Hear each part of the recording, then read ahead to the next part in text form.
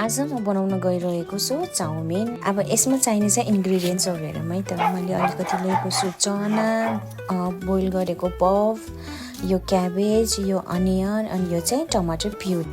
अब प्यान हल्का तातिसकेपछि मैले थोरै तेल राखेको छु अनि तेल तातिसकेपछि अलिकति जिरा पड्काएँ। त्यो पड्काइसकेपछि चाहिँ मैले अघि बोइल गरेको बफ चाहिँ राखेँ अनि त्यसलाई एकैछिनसम्म मजाले चलाउँदै राखेँ नहुन्जेलसम्म। अब यतिको भएपछि मैले प्याज राखेँ र प्याजलाई पनि एकैछिनसम्म ब्राउन हुँदासम्म मैले मजाले यसलाई पनि फ्राई गरेँ र त्यसपछि मैले अलिकति चना राखेँ अनि चना राखिसकेपछि मैले अलिकति बन्दा पनि राखेँ अनि यसलाई पनि एकैछिनसम्म मजाले फ्राई गर्ने।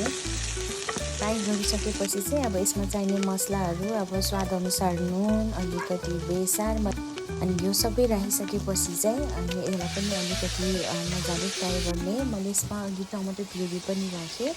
त्यो राखिसकेपछि चाहिँ मैले अलिकति चाउमिन राखेँ र पहिला यसलाई नै फ्राई गरेँ अनि यो यतिको भइसकेपछि चाहिँ मैले अरू पनि एड गरेको है चाउमिन।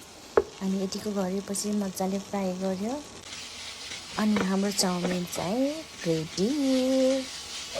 यो चाहिँ एकदमै सिम्पल तरिकाले बनाएको हो। Thank you everyone for watching. Bye bye.